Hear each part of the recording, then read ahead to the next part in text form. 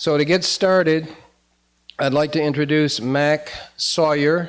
Mac has worked in the gas fields as the go-to guy. He describes himself as having worked with a LLC, a limited liability corporation, that is part of the vertically integrated structure of these companies in Pennsylvania, where they protect their liability by having just so much money within each of those limited liability corporations, all the way up to the big boys at the top with deep pockets. So if you're dealing with any segment of that vertically integrated industry, you're only dealing with a small piece of it. So it limits your legal ability to haul them into court and get the settlements that you should be getting. Mac has worked in the environmental sector. He was the environmental go-to guy in the company that he worked with, was close to the management of the company, and I'd like to have you give a rousing round of applause for Mac Sawyer.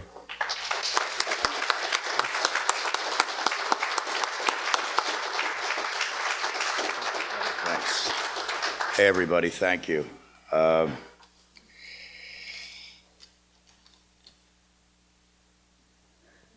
I've been driving truck for about 35 years. I did construction. I got hired on in the gas fields as a truck driver, but I learned the first day there, the guy told me that's been there for quite a while, never turn nothing down, always say yes and do what they want and you'll go far. I listened to him and that's just what happened.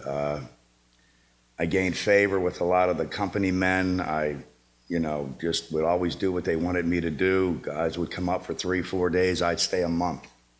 Wouldn't go home. When I would go home, I'd be home 48 hours. They were blowing my phone up to go back again. I just want to tell you, I was the biggest pro-gas guy you'd ever want to meet, man. I mean, I'm looking at all of yous right now. I loved the job. I loved the industry. I was fascinated with it, with all the extracts. Yeah, I'm 56 years old and I wanted to go back to college to be a petroleum engineer. That's how much I love this. I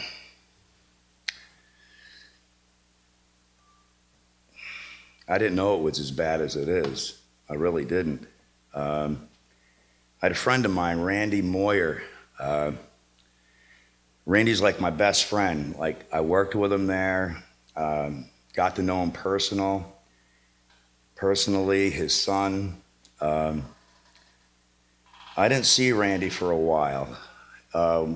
When I did see him, Randy wasn't Randy.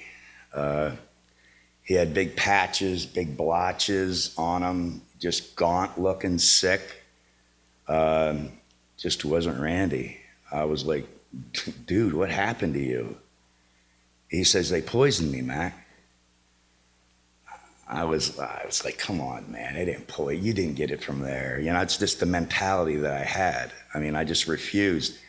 Just like a lot of pro-gas guys, you're gonna hear the same thing. This didn't cause it, you guys are nuts. It's just nothing to do with it. They tried to blame him eating a bad sandwich. They said it was food poisoning. Everything. I'll tell you the truth, I didn't even believe it when I saw him. I just denied it. I met a microbiologist, Yuri Gorby. Randy found him on the internet. And when I met Yuri, I just told him straight up, I'm like, look, I don't believe in this crap. I think this is a bunch of nonsense. Gas is safe. It's going to get us off this oil. It's really going to help the economy. We're going to make a ton of money. Everybody's going to have good paying jobs, not no 7-Eleven stuff, really good money. And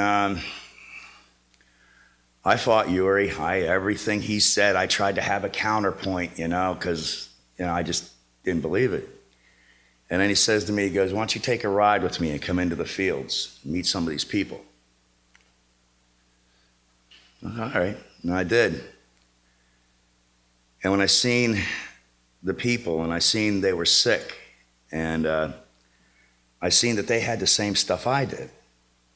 Same rashes, blackouts, nosebleeds, just horrible joint pain, shortness of breath.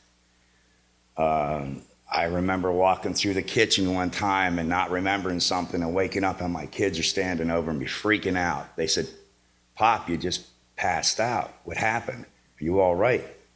I said, "Yeah, I'm all right." I didn't know.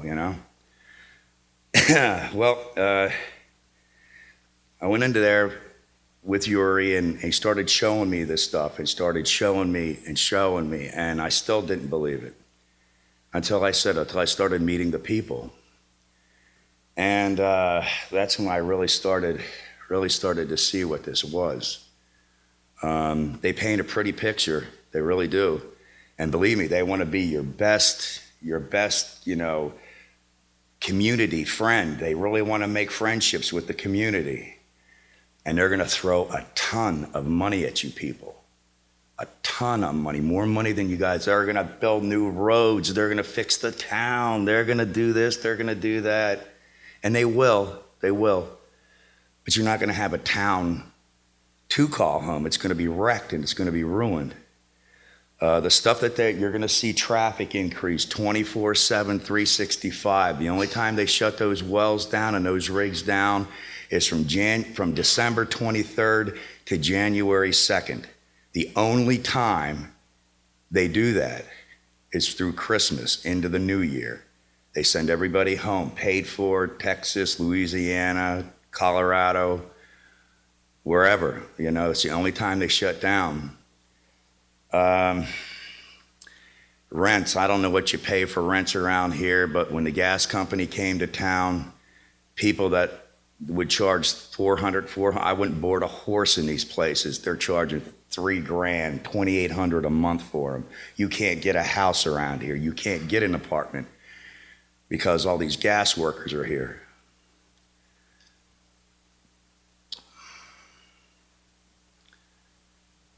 The picture they're painting isn't what the reality is.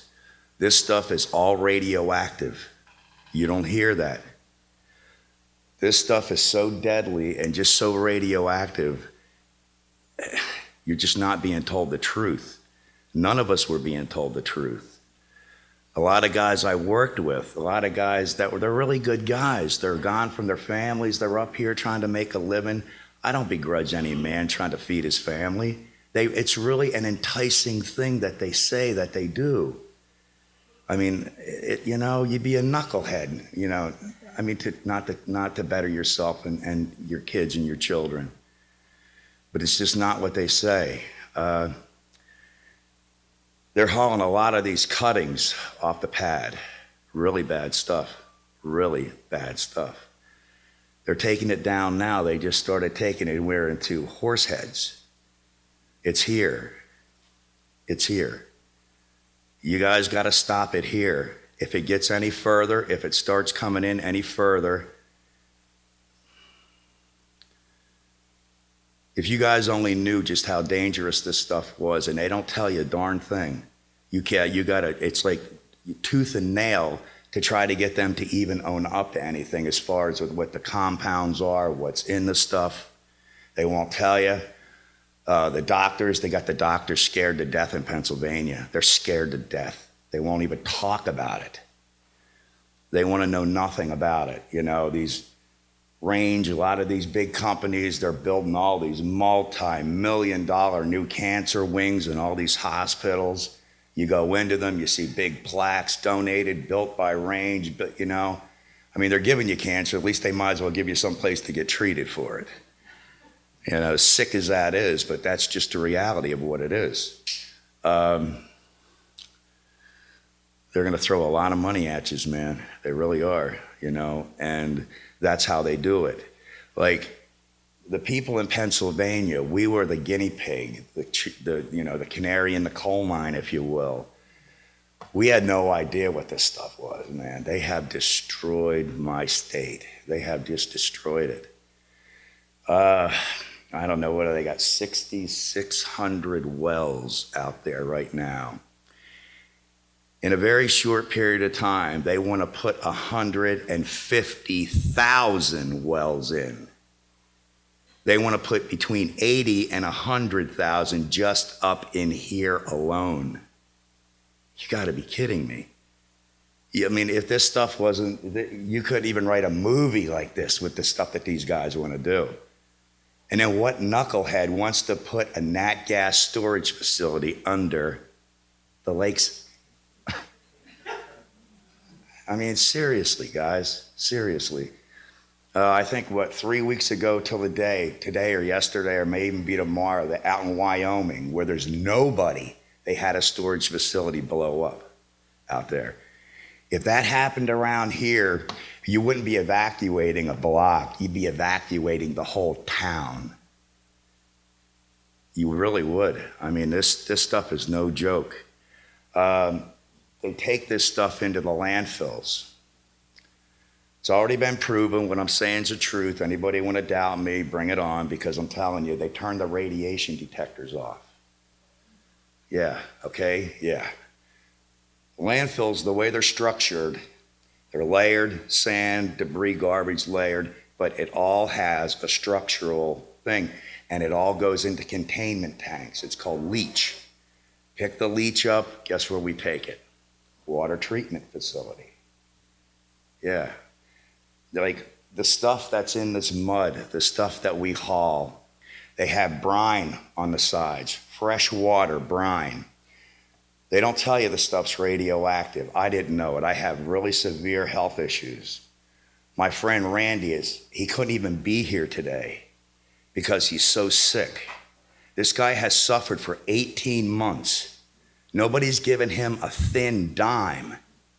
All they're trying to do, I don't know what they're trying to do. It's just unconscionable. What these people are doing, these guys should be in jail for. And I'm telling you now, if you guys knew the real threat that this is going to bring, that this is going to do, you just wouldn't put up with it, because I sure as heck wouldn't. I wouldn't. You know, and it's not somewhat like, no, just get it out now. Nobody forced me to go to work for these people. Nobody did. I was, it was the money, I just loved the job until I saw what it was, till I was asked to cover spills. I was asked to turn away, to look the other way. I filed reports. Guy came right up to me, put his arm around me and says, "We'll take care of this, huh, buddy? We'll take care of this." You know what I'm saying, Mac? All right. Then it happened again. "Well, we'll take care of it again." Just, like, the stuff is bad stuff. I know what it did to our place down there. I've seen the animals that are sick. It's just no good, man. It's just no good. People are sick, birds falling out of the air, no bees, just finding bees dead. I mean, it's just, the air is so bad. Then they got the compressors, the cryo plants, the separators. It's like, man, what's really scary is the infrastructure that these people have in place. It's getting bad when the infrastructure's going in, because that's when it's getting ready to come up and online. They're building a $200 million separator down from me, 6 miles from my house. They just started it here, I believe, this month, and it's to be done by 2015. It'll be online. I figure I got about a year before I get the heck out of here. Joe, great guy. I met him January 5th of this year. He was just all destroyed. He lived in a really impacted area, and we got Joseph out of there. Joseph is the first transplant to walk away from the gas fields, left a $250,000 home with the clothes on his back, because it's the only way he would have survived, because he would have died if he would have been there. And this is what you can look forward to. Guys, this is no joke, man. Can't stress it enough.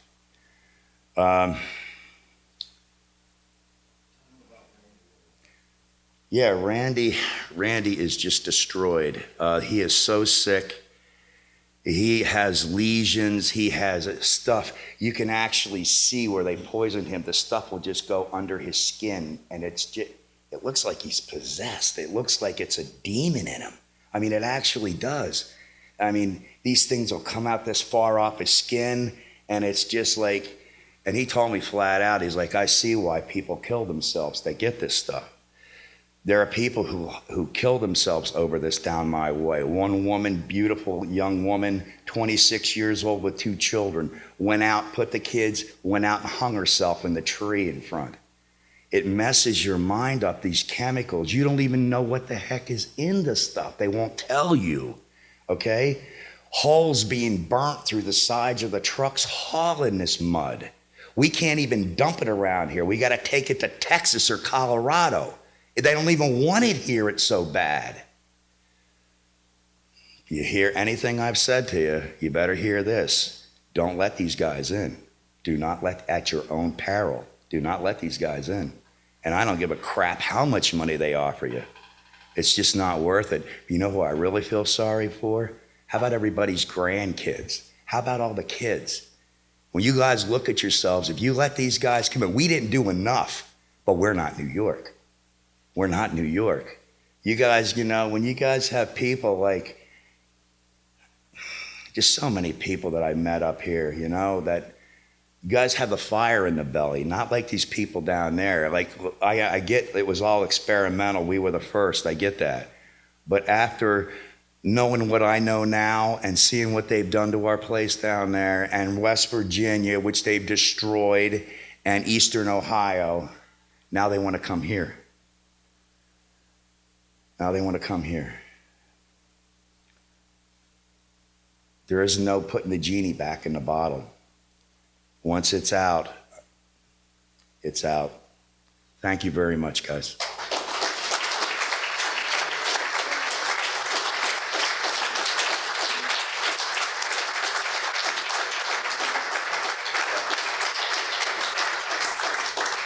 Yeah, one more thing. I didn't really touch on it because of time constraints.